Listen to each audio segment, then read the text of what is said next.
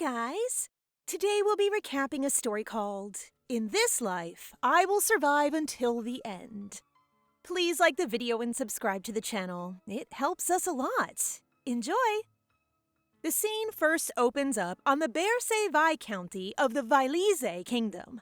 It would seem that the female occupants of the castle, characterized by their silver hair, are all ecstatic. Apparently, a certain Duke Matelo is hosting a ball. They note how when the former Duchess was alive, the balls held were fantastic every year. Everything was present, be it flowers or music. They wonder about this year's ball, though, as they muse how hard it must be to host one without her. The girls also think the Duke is looking for a partner soon. Amongst them, they ask Viola if she would want to become the Duke's next partner, as she's danced with him before. Viola answers that Duke Matelo is indeed a one-of-a-kind gentleman. Based on the commotion the girls have with this, it seems Viola is the prized daughter of the family. Their mother says that with Matelo being the most eligible bachelor, it's understandable why Viola would show interest with him, and everyone would agree to the match. That is, except for one. And that is none other than Adette Berse, the family's eldest daughter who has brown hair unlike the rest. She starts inner monologuing, but their mother reveals it's not Viola she's worried about, but rather it's Adette. Her youngest hasn't received a marriage proposal in 3 years. She reminds her daughter to get married this year. But suddenly, Adette faints. Viola helps her up, and her mother worries about her health, and her fainting with all the gentlemen present, so she asks Morris, their butler, to call the doctor as they leave for the ball. Both Morris and Sasha, Adette's youngest sister, accompany her to her room.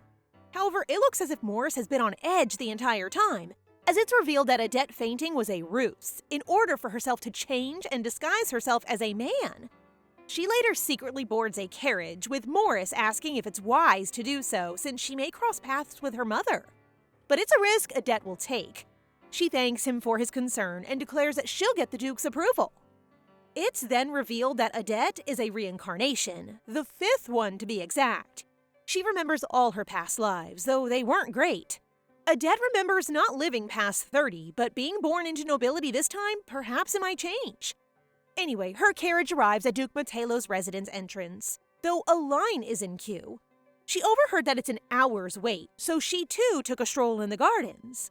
Adette marvels at the Duke's mansion, comparing it to a royal palace. She even wonders how much the gardeners earn for such a big estate.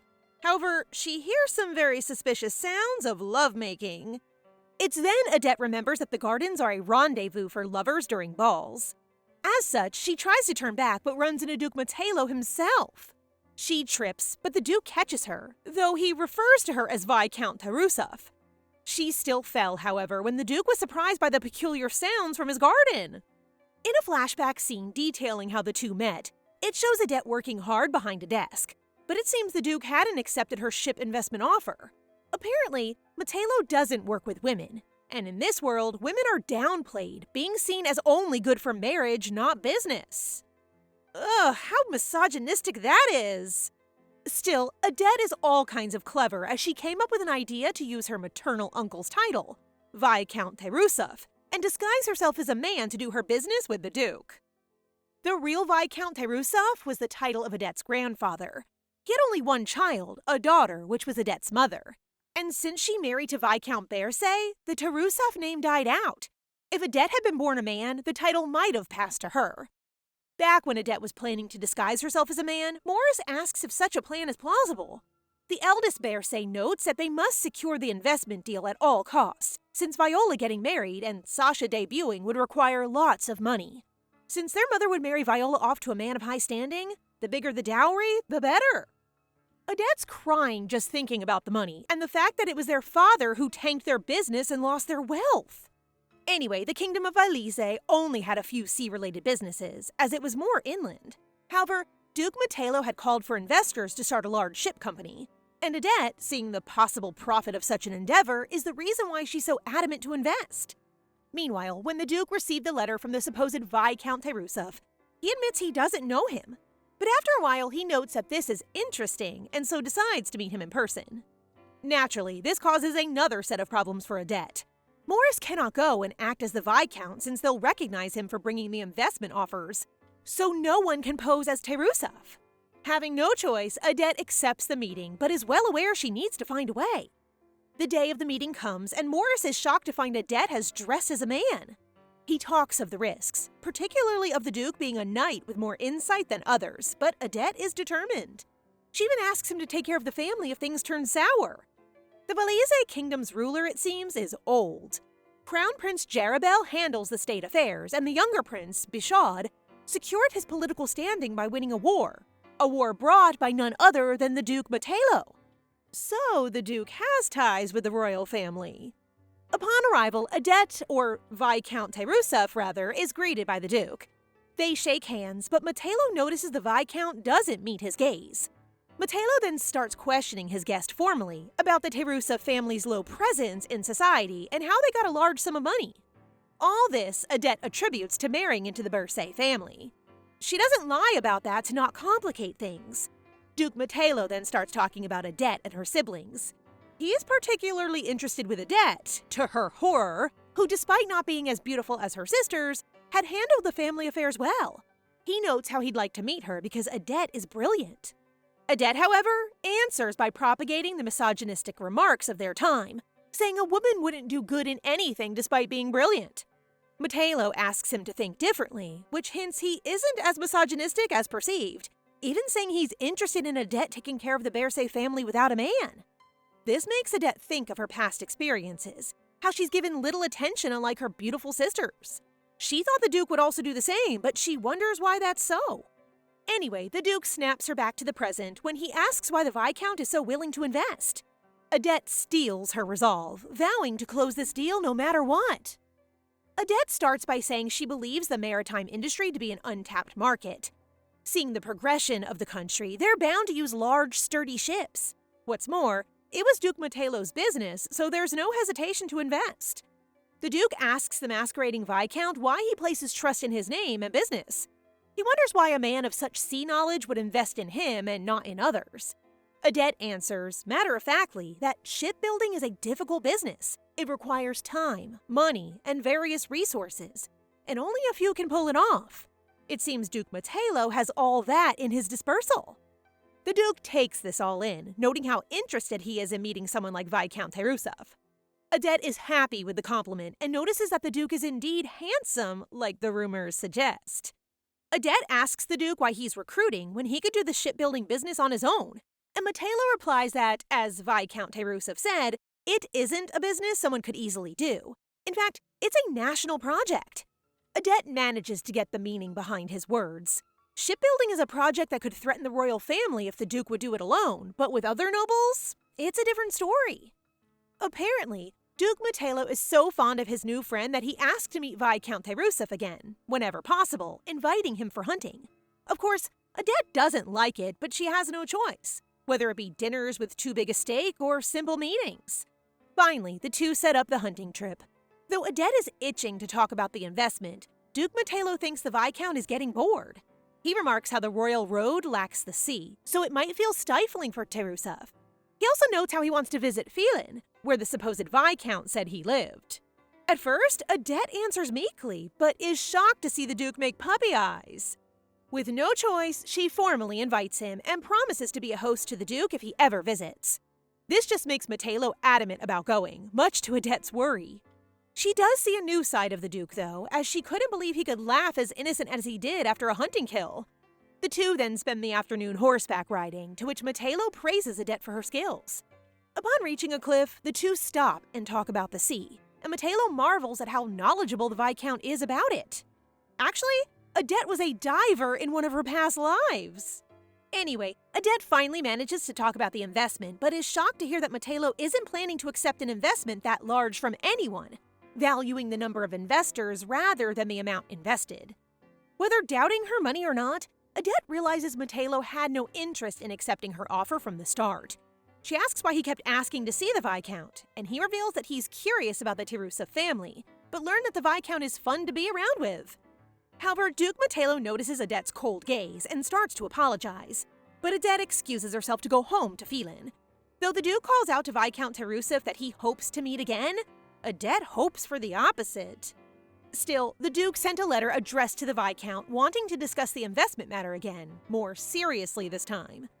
As such, he invites him and the Bersay family to the ball. The exact same one Adette and her family is attending before this flashback. The first time around, Adette left abruptly when the Duke didn't accept her investment offer, but now she's invited to his ball as Viscount Rusev to again continue the negotiations. Back to their somewhat fated encounter in the garden, Adette could only think that nothing good comes from being with Duke Metelo. As the two are taking a stroll, Metelo asks why the Viscount was in the garden, to which Adette admits to being bored of waiting in the carriage. She notices, however, that the Duke looks at her quizzically, as if suspecting something. That's when she remembers that the garden is a secret meeting place for lovers, so she thinks she's being suspected of having one. The Duke mentions he's looking for a blonde man, so he asks the Viscount if he's seen him. Adette says no, but she suspects the Duke only asked that to mask the reason why he himself was in the gardens, perhaps for a lover too. With that, the Duke walks away, noting to the Viscount that he'll see him at the ball. As Adette makes her entrance to the ball, it seems that everyone is talking about how great the preparations were for the event for someone like him. It's then revealed that Countess Daisy, the younger sister of the previous Duchess Metelo and godmother to the current Duke, helped with the planning. She even attended herself, much to everyone's delight. However, some of the women are gossiping who the Duke will dance with. But when Adette overhears this, she wonders if everyone knows of the Duke's arrogance, noting the women he'll marry will probably be bored. Suddenly, someone calls out the name Lady Bersay, and Adette gets a little heart attack, thinking it was for her. Fortunately, they were referring to Viola, whose presence manages to captivate the crowd. Amidst the crowd's adoration and questions about Viola's marriage suitors, Adette couldn't help but glance with a feeling of longing, perhaps with a tiny bit of jealousy. Anyway, the crowd speculates the Duke to have a liking to Viola, as he dances with her often. Adette worries for her investment if that is indeed true. Meanwhile, their mother is questioned by Mrs. Mullis about Adette's absence and the latter not being married, but their mother does a good job of defending her eldest. However, she catches a glance at Adette disguised as a man, and she immediately tries to approach her, when Duke Metelo intervenes to ask Viscountess Bersay for her permission to dance with Viola. With the enamored crowd drawn to the Duke and Viola, Adette steps out onto a balcony. There, she overhears the bachelors, who are Viola's suitors, talking about Viola and the Duke, and how it's impossible he'll marry someone like Viola. Naturally, Adette takes offense, knowing how precious her sister is. But when she goes back to the mansion to check up on them, she sees Viola and the Duke dancing away happily. Adette thinks of how her investment will fare if Metelo is indeed courting Viola. Duke Metelo catches Adette glancing and motions her to come, and we see Countess Daisy observe her nephew walk away with Adette. Meanwhile, Adette immediately asks if Metelo plans to accept the investment, to which he does, but with a condition. He'd either buy the Rusev Phelan estate or ask to borrow it for a time. Finally, Adette agrees, and they toast for closing the deal. When Adette is about to leave on a carriage, however, Duke Metelo asks to see her in a dress next time, revealing he knows she's the eldest daughter of the Bersay family. The reveal that Duke Metelo knows about Adette's disguise sends the latter screaming as she goes home. The Duke smiles, and when asked by his butler if it's all right that he handled the situation like that, the Duke answers that it's Adette's fault anyway because she was desperate enough to dress as a man. When he first received the letter from the supposed Viscount Rusev, the Duke didn't know him, but after his butler had told him that the Rusev and the Bersay family are related, Metelo correctly deduced that it's Viscountess Bersay's eldest daughter posing as her non-existent uncle. He notes how Adette's father was poor in handling businesses, but not her. It's why he was interested and was surprised that she dressed up as a man. After researching her family, the Duke notes that Adette's a little naive. Meanwhile, Adette can't get over the shame of being found out from the beginning. She couldn't even answer Morris when he asked about the meeting. She thought about all the times the Duke could have noticed her plot, and this results in Adette being noisy throughout the night. The following morning, the Bersay family had breakfast together. The Viscountess comments on Adette's health, partly because of last night's noise, but she thanks her for doing great at providing for the family. They talk about the ball and how Viola was the one who danced with the Duke. They also talk about how Adette and the Duke know each other. Viola mentions that Duke Metelo talked about Adette and praises her for being good at business, better than some men in fact. Although, it seems Adette misinterprets this praise. Anyway, the next months are filled with events, so Adette allows her mother to buy dresses and jewelry. However, the Viscountess plans to have Adette married during this time. As such, Odette was subjected to gown fittings, and not even Viola could save her. Unbeknownst to her mother, Odette doesn't want to get married because she had died young because of that in her past lives. She died by guillotine because she was married to an illegitimate son of a French count. She died when she was sold as a concubine during the Japanese invasion. She died marrying a man during the Korean War. Lastly, she died in a car crash when she planned a wedding in her most recent life. Her consciousness was then transported to another reality, wherein she talks with the deity that caused her reincarnation. Odette complains about dying because of marriage and requests she stay dead if that's the case. The deity reveals she couldn't live and complete her mission if she plans to marry. This whole chapter is dedicated to Odette's life as a bercé from the start. When she was born, her mother had cried. When the maids asked her what's wrong, it seems she was crying because she felt sorry for her daughter that she gave her such an ugly face, even thinking it'll be hard for her to marry. Despite that, Odette had learned to accept her appearance, even saying that she's not that bad, but good-looking even. Unfortunately, all that changed when her debut ball came. Odette ended up alone, and though she says it isn't that bad, not marrying and all, she thinks she'll never attend a ball again. That wouldn't come true, though, as her family again attends a ball. Naturally, during it, her mother tries to set her up with a match, despite them being either too old or uninterested with her. Odette notices her sister Viola shining from the dance floor, as graceful as the prettiest of them all, and everyone is talking about her. Specifically the bachelors, who joke about comparing Odette and Viola to a pumpkin and a diamond, respectively. However, Viscountess Bercé's plan to marry off Odette strikes again, as she and Isaac's mother, one of the bachelors joking about Odette's appearance from earlier, try to make the two hit it off. Isaac gets pressured by his mother into inviting Odette for a dance, but out of nowhere, Duke Matelo intervenes and asks Odette for her first dance instead. Oh my, what a turnaround for our male lead! Odette had to be called to attention by her mother because of his sudden appearance. And she does accept his offer, and they dance amidst a shocked, happy crowd. Shocked because of some new characters and Matelo's aunt, happy because of Odette's mother. During their dance, the two shared a conversation as well. The Duke jokes about her being good at horseback riding and dancing, and teases Odette by almost calling her Terusuf. She replies that the Duke is strange, despite her believing he was nice at first. And he answers by saying there's never been a noble woman like her, while lifting her up. Odette mentions how he rejected her investment, but he explains that as a soldier who bled for his country and the land, which he considers above easy money earning tricks. The Duke admits he wanted to embarrass her, but had found her enjoyable, so much so that he wants to be friends with her. And so, in the midst of the applause from the crowd as they finish dancing, Duke Matelo asks Odette if she wants to dance again, and she agrees. Oh, Matelo, don't you know only lovers do that? At a grand ball, Viola casually asks her older sister Odette if there's anything romantic between her and the Duke. Odette quickly dismisses the idea, insisting it is purely business. Okay, Odette, keep telling yourself that. Later that evening, Reina Hubertine, the Count's daughter, approaches the Bercé sisters, curious about whether Viola and the Duke are truly engaged. As their conversation unfolds, Reina grows increasingly hostile, pointedly remarking that beauty alone can never satisfy the Duke. Then, the second prince, Bishode Cainix, a close friend of the Duke, enters the room. What is with these men looking so ungodly attractive? While Viola is lost in admiration for Duke Matelo's charm, Odette is deep in thought. She realizes that forming close ties with the royal family could give their business access to valuable information, potentially ensuring its success. It seems Odette is warming up to the idea. As Odette drifts in her thoughts, the group of handsome men approaches and greets them. Viola introduces herself, catching the attention of Prince Bishode, who remarks that he knows her as the diamond of the elite circle for the year.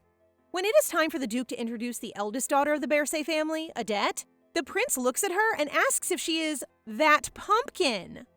There has to be a reasonable reason to call Odette a pumpkin. Everyone is taken aback, but Odette maintains her composure. Duke Matelo quickly pulls the prince aside, excusing them to give him a much-needed scolding. It is then revealed that the Duke has once compared Odette's eye color to that of a pumpkin. Not quite as offensive as it first sounded, though still a strange comment. On the terrace, the Duke and the prince have a serious conversation about marriage. Duke Matelo swears that his vow against marriage still stands, and the prince comments that he hopes the Duke will not change his mind. The next day, Sasha, Odette's younger sister, eagerly approaches her and asks if she is close to the Duke. Sasha has her sights set on landing Lenosia, a prestigious magic school, but entry requires a noble's recommendation. The thought of asking the Duke for such a favor makes Adette uneasy. Just as she grapples with the idea, a knock comes at the door and their attendant announces the arrival of Duke Metelo. What perfect timing! Duke Metelo arrives at the Bersay residence unannounced, yet Adette welcomes him graciously. Apologizing for his unexpected visit, the Duke inquires about the other family members, noticing only Adette and the attendants present. Adette, assuming he has come for Viola, politely suggests he return in the evening. However, the Duke refuses, clarifying that he is actually there to see her. Well done, Duke Metelo! During their conversation, the Duke notices someone peeking at them. It is the youngest sister, Sasha. With her eyes sparkling at the sight of the Duke, Adette feels a wave of embarrassment for her little sister. The Duke, amused, invites Sasha to join them. As they speak, he remarks how the Bersay daughters are truly as beautiful as the rumors suggest. A wholesome conversation unfolds between Duke Metelo and Adette when the Duke spots a book from the royal library on the shelf. Intrigued, he asks about it, and Adette explains that reading is one of her favorite hobbies. The Duke, impressed, compliments her, calling it a sophisticated and wise hobby. He goes on to share his thoughts on how vital reading is for expanding one's knowledge and understanding of the world. Adette is flattered by his words, but the Duke's charm doesn't end there. He delves into the topic of how valuable books are and how difficult it is for commoners to access them, making literacy a privilege mostly reserved for noblewomen. It is a heartfelt moment to realize that those who are in power can empathize with those in the lower class. As their conversation deepens, the Duke finds himself surprisingly excited and fully invested in the exchange. He begins to realize that Adette's intellect and perspective challenge the idea that business is solely a man's domain, and he thinks there should be more opportunities for women to shine. Now that's the kind of forward thinking we like to see, Duke! Meanwhile, Sasha seizes the moment and asks the Duke if he will write her a recommendation letter to Lenosia if she can provide her magical talent. The Duke agrees, challenging her to fill an empty cup with water. Eager to impress, Sasha showcases her skills. At first, the Duke is impressed, until boosh! A wave of water splashes all over him! Oh no! Mortified, Sasha quickly apologizes and dashes away, leaving Adette to deal with the aftermath. Anxious, Adette worries the Duke might be angry, but to her surprise, he remains calm and patient, even joking that Sasha has potential and that he will write her letter for Lenosia. While Adette nervously considers how to smooth over the situation, the Duke steps closer, reassuring her. He asks her to let Sasha's little mishap slide. They exchange warm, meaningful words, creating a subtle sense that there might be something brewing between them. Not long after, Adette's mother, Viscountess Bersay, and Viola return home. The women gather in the living room, enjoying some leisure time together. Viscountess Bersay proudly boasts to her friend about how well Adette has hosted the Duke. As the conversation continues, Viscountess Bersay's friend mentions an upcoming house party hosted by a count named Daisy at a small mansion for one night. This is going to be exciting! Their chat is interrupted when Catral, an attendant, arrives with a letter from the Duke. Lady Bersay, eyes sparkling and hands clasped in excitement, eagerly awaits its contents. This is a natural reaction from a mom who thinks she might have the Duke as her son-in-law. Meanwhile, at the palace, the Crown Prince's wife, Alcena Albans, casually mentions Duke Metelo, curious if he is indeed engaged to a stunningly beautiful woman. She then asks him a bizarre question, leaving everyone speechless. She asks him if they can still be friends, even if he already has a duchess by his side. What kind of question is that? She's giving off some kind of villainy vibe, I tell you. An awkward tension envelops Duke Metelo, Prince Bishode, and Crown Princess Alcena, which is surprising given their close childhood friendship. What could have caused the rift? Duke Metelo breaks the ice by playfully claiming that Prince Bishode is far more popular than he is. However, the atmosphere grows tenser as the prince and crown princess exchange sarcastic jabs, ending in the prince's realization that Alcena is obstructing his plans for marriage. That's deep feelings right there. Glancing over his shoulder, the prince asks the Duke if he truly is more popular. Clearly fed up with the prince's silliness, the Duke shifts to a more serious tone, discussing strategic moves to outmaneuver the crown princess and securing important letters. By the end of their conversation, an unspoken rivalry emerges between the Duke and Prince on one side and the Crown Princess on the other. On a beautiful day, the Duke sets out with the Bersay sisters and their attendant, Morris. As sunlight warms their skin, Sasha can't contain her excitement, chattering about all the things she wants to do, especially stopping by Lenosia. The sisters are entrusted to the Duke's care, as Viscountess Bersay has given him permission to bring them home late. True to Viscountess Bersay's wishes, the Duke and Viola embark on an intimate boat ride, enveloped in their own little world. Odette and Sasha watch from the side, admiring how perfectly the pair seemed matched for marriage. Yet beneath Odette's smile lies a sense of emptiness.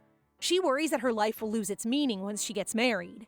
Shaking off the thought, she chooses to focus on her sister's happiness. She asks Morris to begin preparing a dowry, convinced that Viola will soon receive a marriage proposal. After all she's experienced, Odette sure is hesitant to expect too much from now on. As the sun dips, they continue their journey to Lenosia, the School of Sorcery.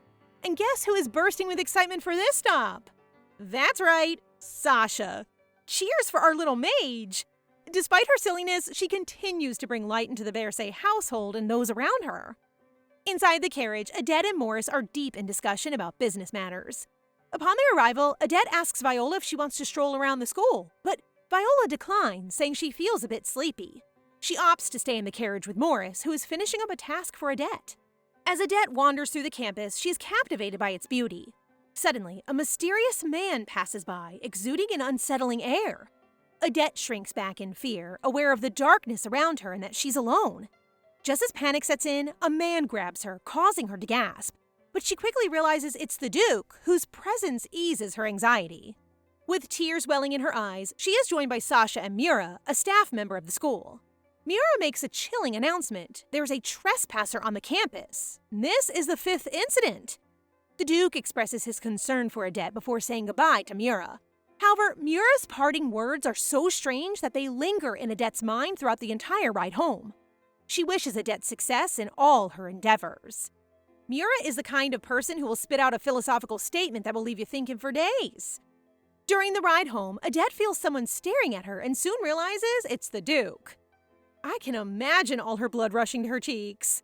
Duke Matelo expresses his admiration for the moon, remarking on its beauty that night. Almost like saying, I love you. As the evening draws to a close, both Odette and the Duke find themselves captivated by the same breathtaking sight.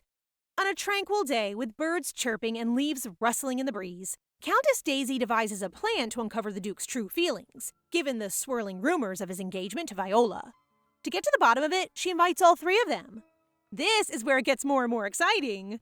The party unfolds at Countess Daisy's manor, and as anticipated, the Duke and Viola are seen close, drawing attentions as they play billiards. Viola wastes no time showcasing her skill at the game, while nearby, a jealous Reina struggles to accept the possibility that the Duke might soon be engaged. In fact, it isn't just Reina.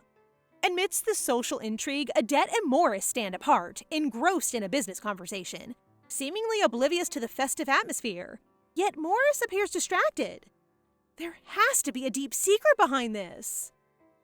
A man approaches Odette, but before their conversation can unfold, the Duke interrupts with his long strides, turning his attention to her.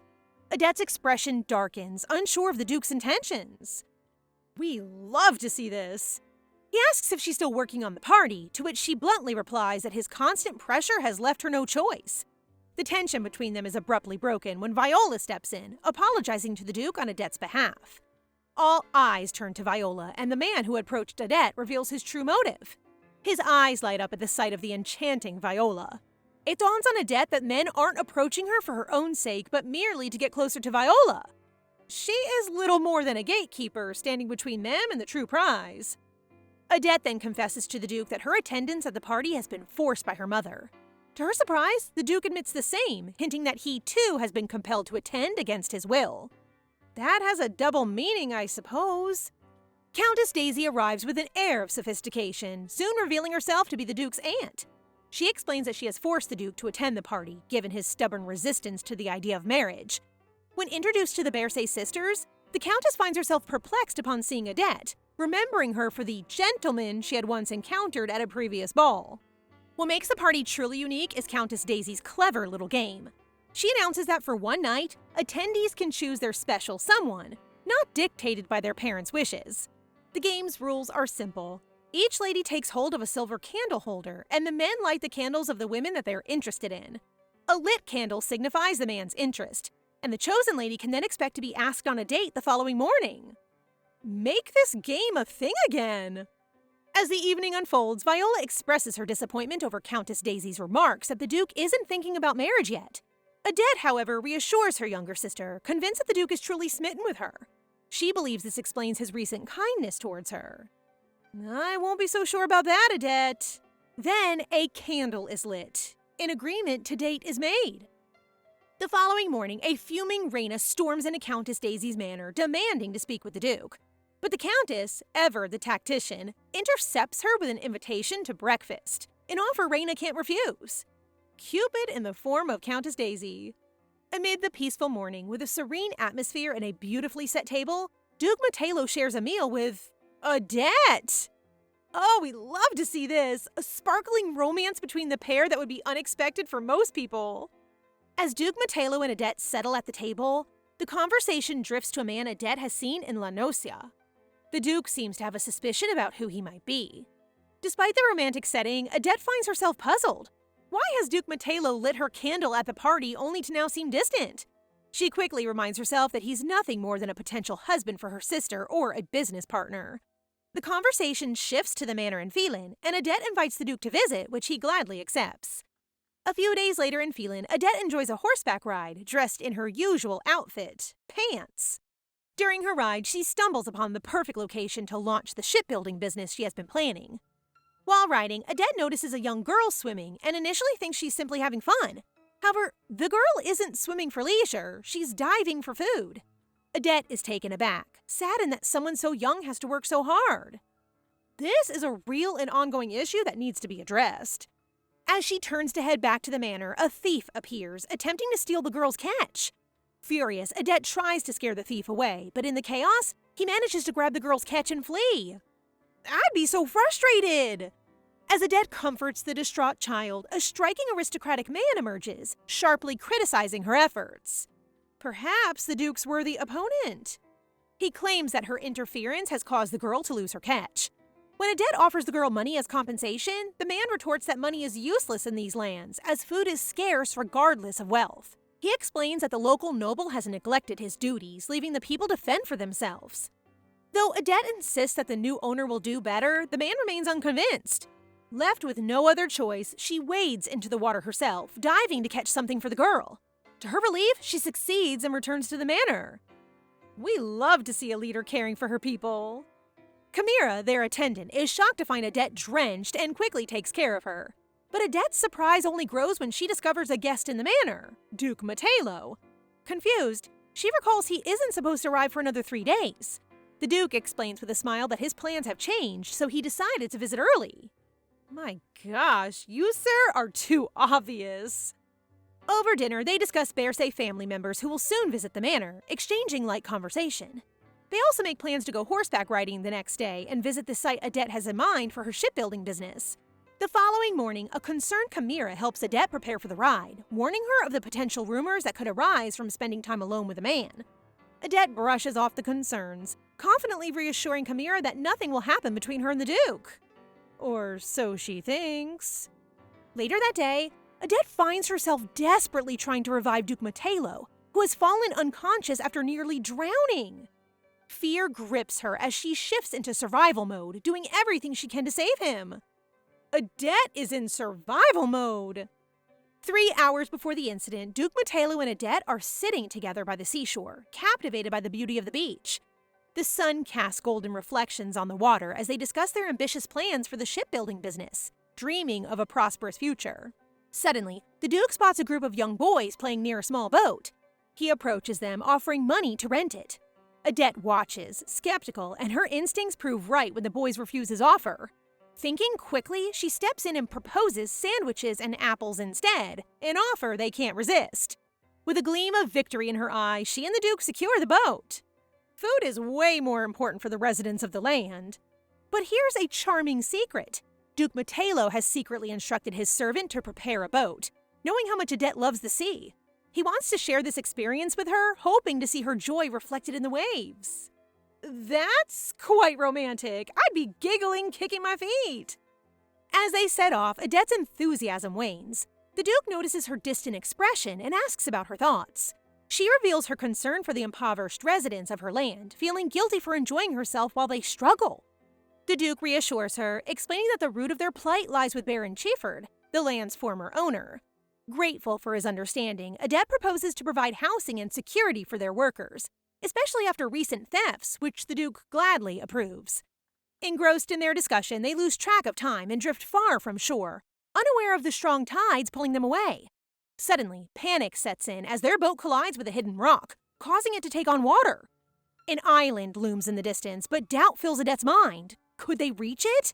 And to her dismay, the Duke can't swim! Threefold misfortune!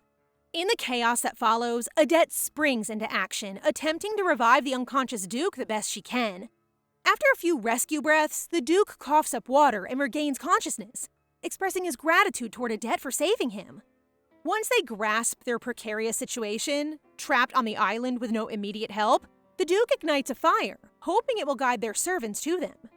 As they sit together, Adet feels an unfamiliar tension between them, a spark that hints at something deeper. You are trapped on an island with a handsome fellow like the Duke. Of course sparks would be everywhere. Just then, rain begins to fall, the droplets intensifying their sense of urgency. Seeking shelter beneath a tree, they find it insufficient against the chill. In a bold and unexpected gesture, Duke Metelo removes his outer clothing and wraps it around Adet, sharing his warmth. Whoa, Duke, why would you show your godlike physique like that? Have mercy on our hearts. Adet is left speechless, her heart racing as she feels a mix of gratitude and something more profound stirring within her. Would this incident bring Duke Metelo and Adet closer together? The following morning, Metelo and Adet look at the fire they used to signal for help, and realize they cannot use it anymore because of last night's heavy rain. Thus, they need to think of another way. Adet then looks at Metelo and suddenly asks for his shirt. Metelo is shocked to see Adet rip his shirt since he will not have anything to wear, but she makes a kite while still standing and watching him innocently. Adet then explains to Metelo that she will make the kite fly and use it as a signal for help. While trying to make the kite fly, Metelo asks Adet if it's possible, and she replies that they'll have to try. However, after 30 minutes of running back and forth, she still cannot get the kite to fly. Seeing that Adet is tired, Metelo tells her to rest and make him try. Hearing this, Adet convincingly tells him that she will try one more time. Thus, she runs with all her might and maneuvers the kite up in the sky, and finally, it stays in the sky. After successfully doing it, Adet smiles at Metelo, showing him she has finally done it. While Adet is busy maneuvering the kite, Metelo moves closer to her and praises her for her clever idea. Adet then bumps into Metelo, who quickly catches her to stop her from falling. Metelo tells Adet that he can hold on to the kite while she gets some rest while still in his arms. Adet then absent-mindedly agrees to Metelo while still surprised by his sudden actions. While resting, Adet looks at Metelo and notices that he may feel hot or burning without his shirt. She suddenly starts to blush, remembering the memories of yesterday night while seeing and admiring his toned body. Well, honestly, with Matelo's toned body, who can stop admiring it? Metelo then calls Adet to inform her that a boat is approaching them. With the fishermen's help, they safely arrive home, and the servants run towards Metelo and Adet with faces of relief. Metelo thanks the fisherman and then instructs his butler to reward the fisherman with food, 3 gold coins, and a good quality shirt since he's wearing the fisherman's shirt. While waiting for Metelo to finish his instructions, Adet suddenly feels drowsy and then faints, leaving Metelo and the butler worried. Adet's mother visited her 2 days later while she was resting from her fever. Adet's mother then asked Camira why Adet is sick. Camira told Adet's mother, the Viscountess Berce, that Adet is ill because she caught a fever in the rain while on a stroll. Apparently, she lied since Adet instructed her last night to keep the real reason from her mother. Hearing this, Adet's mother realizes she must have overworked herself while entertaining Metelo. She starts wiping her forehead while soothing her. During dinner time, while Metelo and Adet's mother and sisters are eating, Adet also smells the delicious food in her room. Noticing this, she thinks they're having fun even without her and again starts to sleep. The following morning, Adet got up from her bed because she felt stiff after lying down all day. When she opened her window, she saw Metelo training. She started to admire Metelo, but her admiration stopped when Carmina panicked after seeing her standing, who immediately started to scold her while reminding her to rest. Next, when Adette feels much better, she looks out the window and sees Matelo with Viola teaching Sasha how to ride a horse. Sasha then calls her attention and then happily greets her. Matelo then asks Adette if she feels better now, to which she replies with a smile that she is feeling a lot better, but then stops herself after remembering that Viola is also beside Matelo. From her point of view, she can see a picture of a cute couple, which makes her slightly jealous. Thus, when Sasha invites her to join them at the beach later, she declines because she feels something weird. However, she quickly thinks her emotions may easily be swayed because she's sick. No, girl, be happy! Stop holding back your feelings! That night, Adette is in the kitchen while drinking some water. She realizes that if Viola and Matelo get married, she will see that sight she saw during the morning more often, but then questions herself why she feels so uncomfortable seeing them together. She then thinks she's acting silly and returns to her room. But she is surprised to see Matelo in the kitchen also. She then asks him why he's not asleep yet, and he replies that he cannot sleep for some reason. He also asked her if she was feeling better, and she replied that she was already fine and could start going out tomorrow. Hearing Adette's response, Matelo offers to escort her back to her room, considering the late hour. As they walk, Adette's mind drifts to the Duke's favoritism towards her at Countess Daisy's party, leaving her puzzled about his sudden kindness. When Matelo and Adette arrive at the front door of her room, he bids her goodnight while kissing the back of her hand. Adette quickly pulls her hand and starts to feel where he kissed. Her hand feels burning. Still trying to compose herself, she also bids Matelo goodnight. The following day, Carmina helps Adette get ready. After preparing, Adette walks to the room, but when she's about to enter, she hears that Matelo is already leaving. Hearing this, she quickly asks Matelo if he's leaving today since he did not say anything last night, and he nods and smiles at her. Adette's mother also informs Adette that Viola and Matelo have already decided to return early. After hearing this, she realizes that Viola and Matelo must be planning to get engaged. She also admits that she expected too much from the time she and Matelo spent together and looked foolish for being hopeful. Next, while inside the carriage, Viola tells Matelo to make a proper dating request. Matelo then looks at Viola in surprise, thinking that all the young women in the Bercé house are bold. Matelo then asks Viola if she is referring to a dating request with her. Viola clarifies to him that she's talking about Adette, since during the ball, she already knows that he is interested in Adette, and that both Matelo and Adette have been close recently. Viola then tells Matelo that her sister is not very quick to pick up on these things, and she always thinks of her family before herself, so she will not be honest about her feelings. Viola also explains to Matelo that she did not tell him until now because of the rumors about them being together, but now she asks Matelo not to act vaguely anymore because the public is always harder on women when it comes to scandals. The next day, while Matelo is training, he suddenly remembers his talk with Viola and thinks that although he enjoys spending time with Adette, the thought never crossed his mind of getting married to her.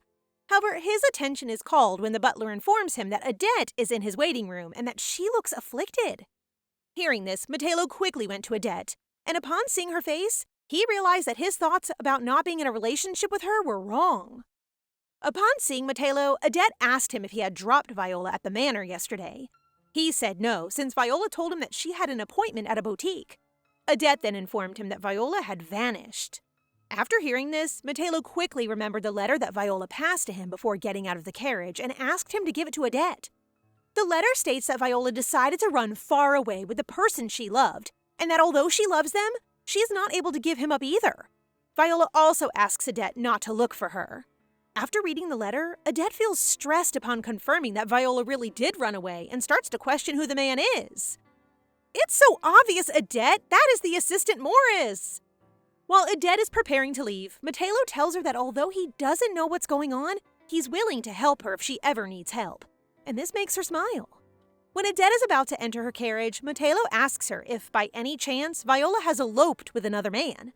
Adette then tries to explain to him, but is cut off when one of the servants informs her that Catral has an urgent message. They know Viola's whereabouts. The servant informs Adette that Viola ran off with Morris. Adette is shocked after learning this, and quickly remembers when she instructed Morris to start preparing for the dowry. Viola also knows that she is talking about the shipbuilding business she wants to invest in. The servant also tells her that Morris has a letter addressed to her. The letter states that Viola and Morris are heading to the Praesor Empire. Although he accepts Viola's request to run away and live together, he still thinks that Viola cannot handle living as a commoner.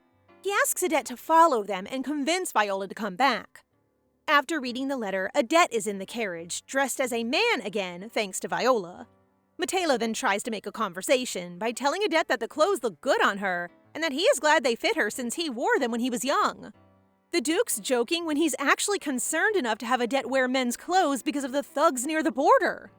Odette apologizes to Metelo for asking for his help in such a situation, to which he replies that he doesn't mind at all, and informs her that he sent a messenger bird ahead and instructed the guards at the border to buy some time. Metelo then confronts Odette, saying he's not considering marrying Viola, so she doesn't need to feel uncomfortable. With that, he asks Odette what she will do if they see Viola. Odette tells him she'll bring her back home before any malicious rumors spread. Still, first, she will listen to her reason for wanting to run off, and if Viola's decision is fixed, then Odette will support her since time will solve any rumors. She can always revive the business as well, but on the other hand, Viola will have to spend the rest of her life hiding her feelings, and she wants Viola to be happy. Metelo comments that Odette is more sentimental than he took her for, and commenting about Viola, says that a girl who lived her whole life as a noble is about to become a commoner, which is unrealistic. 2 days later, they arrive near the border, and upon scanning the place, Odette instantly sees Viola. But when Viola sees her, she quickly runs, but is stopped by Morris, though Viola starts to beg her not to stop her. While Odette and Viola are talking, Morris notices Metelo's presence. He did not expect him to accompany Odette. Still, he quickly remembers that Viola told him that Metelo had no plans to marry her since Metelo was interested in their house because of Odette. Meanwhile, Odette asks Viola if she will not regret her decision. Viola then replies, starting by telling her sister that there will indeed be difficult times, as she mentioned. She constantly lives in a way that others expect her to be, but after falling in love with Morris, she realizes what she truly wants, and that her decision is final since she knows that she can get past any hardships if she's with Morris. After hearing this, Viola hugs her and hands her a necklace, while explaining that it is the only thing she can bring in a hurry. Odette then calls Morris, and when he comes near enough, she unwarningly hits him and threatens him that she will chase and punish him if he makes Viola cry, to which Morris agrees. But knowing how much these two are in a cute whirlwind romance, Morris hurting Viola probably won't happen. After sending them off, Odette feels nauseous while riding the carriage. Seeing that Odette does not look well, Metelo tells her that they will stop and rest in his duchy. But then Odette tells him that she needs to get home since her mother will get worried. Metelo tells her that he will send a letter to her mother because he worries that she'll be sick again like last time. Seeing that Odette is still worried, Metelo then tells her that she doesn't need to overthink since the residents of Gamashu are tight-lipped. Upon arriving, Metelo assists Odette in getting out of the carriage. The servants welcome them, and Metelo introduces Odette to the happy servants, instructs them to serve her well, and informs them that they will leave right away tomorrow after getting a good night's sleep. Next, while Odette is relaxing in a warm bath, she suddenly remembers Viola telling her that since their mother wants their family to be connected with Metelo, she can also marry Metelo instead of Viola. Odette finds this idea crazy, but her thoughts are interrupted when a blonde man opens the bathroom door without notice. Seeing the man, Odette screams at him, but the man quickly rushes out and apologizes. Prince Bashod is so dumb, though I pity him having to answer to the Duke.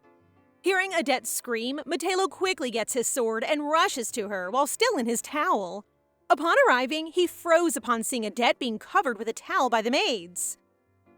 It's just one man barging in after another. Metelo slightly blushes while still staring at Odette. But then the old maid is shocked to see Metelo and asks him what he's doing in the bathroom and where his clothes are. Upon realizing his current state, Metelo quickly apologizes and tells the old maid that he heard Odette scream and thinks there's an intruder. The old maid then tells Metelo that there was one, and it's Prince Bashod, who suddenly stormed into the bathroom, which must have significantly startled Odette. Hearing this, Metelo feels angry and storms to where Bashod is. After, while the three are having dinner, Bashod again tells Odette that everything that happened in the bathroom is a mistake. But Metelo seriously reminds him to be more polite. And so Bashod again apologizes to Odette for being impolite and entering a young lady's bathroom.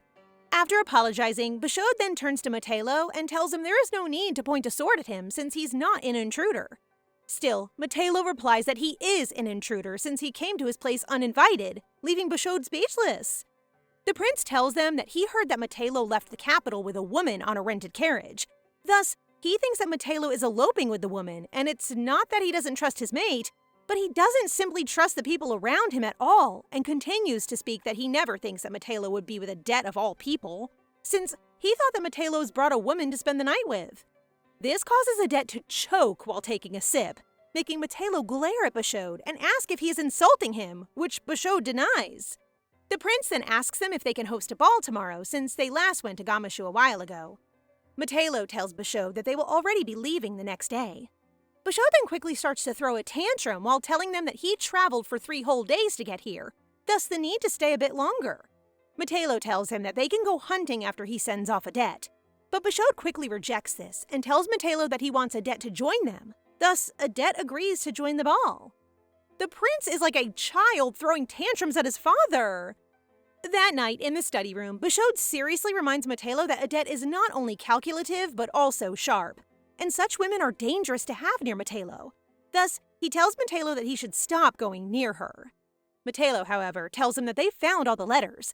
Thus, the prince assumes now that Adet is simply a method to deceive the people of his true motives, to which the prince says is the same reason he called for the ball, if the crown princess did indeed plant a tail on him. The following morning, everybody was busy preparing for the ball. Adet tries to fit in one of Alcena's gowns, but even if Adet thinks it's too tight, the maid tells her it fits her well. When Adet arrives at the waiting room, she instantly sees Metelo smiling at her, but then looks startled after seeing her weird, dizzy expression. Metelo rushes towards Adet and quickly unfastens her corset. After unfastening it, Metelo apologizes to Adet for touching her body without permission. Adet then looks at him and comments that he is proficient at handling a corset.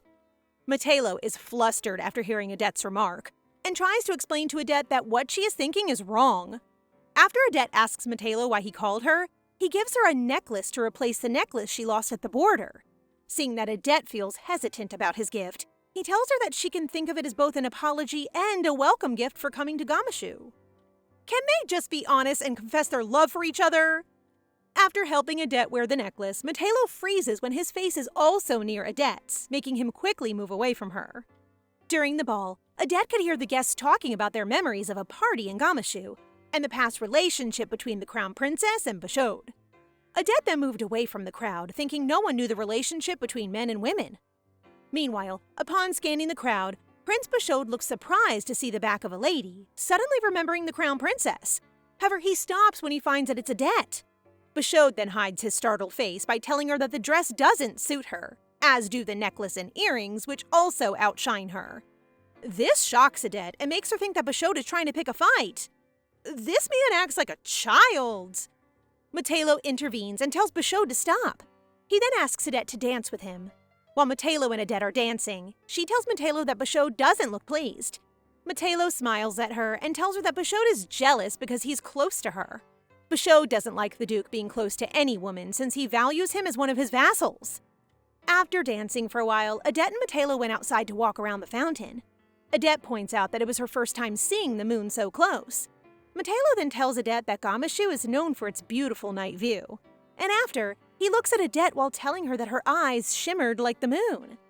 After hearing this, Adet notices that the night air is filled with the light from the moon, and it starts brimming with the scents of violet flowers. Perhaps it's because of the moonlight or her corset is too tight, but it matters not. Adet closes her eyes upon realizing that Metelo is moving his face closer to hers while gently touching her face. Adet feels her breath fall short and starts to hear her heartbeats. At this rate, I hope nothing will disturb this long-awaited moment. So guys, what do you think of this story so far? Please subscribe and turn on notifications for updates on this and all our other stories, so you can be the first to find out when they're out. Thank you so much for your support. See you in the next one!